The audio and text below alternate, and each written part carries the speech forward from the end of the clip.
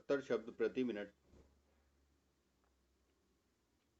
Yes, उनकी party ज़्यादातर मोर्चों पर नाकाम रही। वे खुद भी मुरझाए और थके हुए लगते हैं और वही आरोप दोहराते रहते हैं जो उन्होंने तब लगाए थे जब उन्होंने प्रधानमंत्री पद के लिए अपना अभियान शुरू किया था। राजनीति में 5 साल लंबा वक्त होता है, फिर भी 2014 में किए भाजपा के वादे मोटे तौर पर अधूरे ही हैं। कई मतदाताओं को, खास तौर पर संकट में फंसे किसान और बेरोजगार युवाओं को, वे वादे फर्जी लगते हैं जो सिर्फ चुनाव जीतने के लिए किए गए थे। उन्हें अमल में लाने की कोई योजना दिखाई नहीं देती।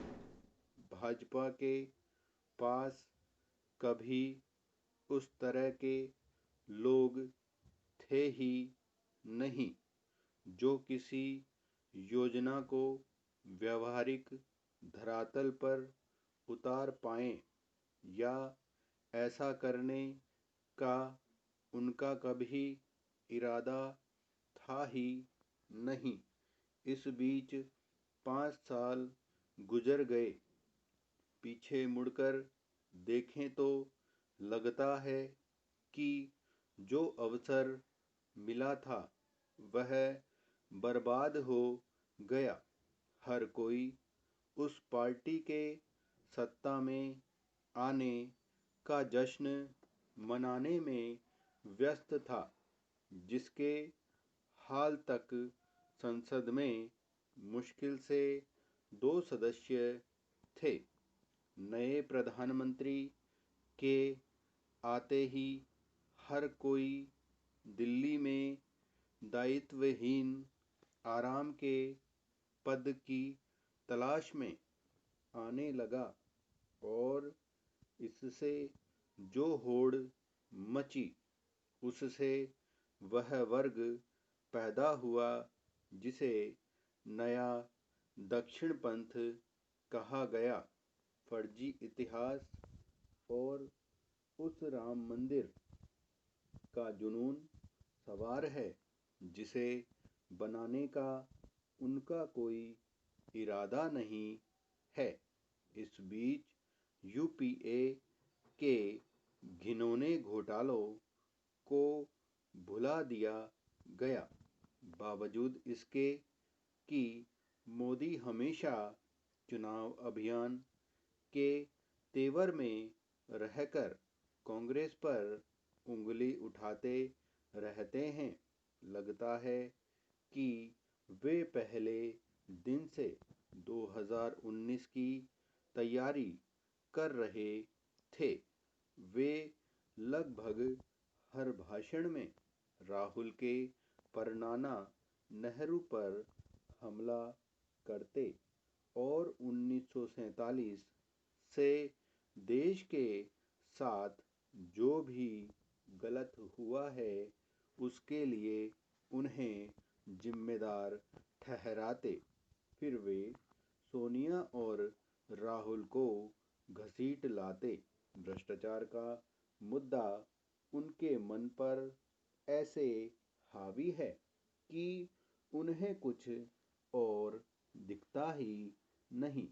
वंशवादी राजनीति पर हमला और भ्रष्टाचार से लड़ने के इन दो जुनूनों के कारण न सिर्फ पिछले 5 वर्षों में मोदी सरकार पंगु हो गई, बल्कि हर गलत फैसले के पीछे यही वजह थी। हर कोई जानता है कि नोटबंदी और जल्दबाजी में लागू किए गए जीएसटी ने करोड़ों गरीब व मध्यवर्गीय लोगों की आजीविका खत्म कर दी। जिन धनी और अत्यधिक धनी लोगों को पकड़ने के लिए ये कदम उठाए गए थे, वे बच निकले, क्योंकि वे जानते थे कि सिस्टम को कैसे चकमा देना है। आम लोगों के लिए भ्रष्टाचार खत्म नहीं हुआ। इन 5 वर्षों में देश के धनी और धनी हुए हैं, जबकि अन्य लोगों की दशा खराब हुई है।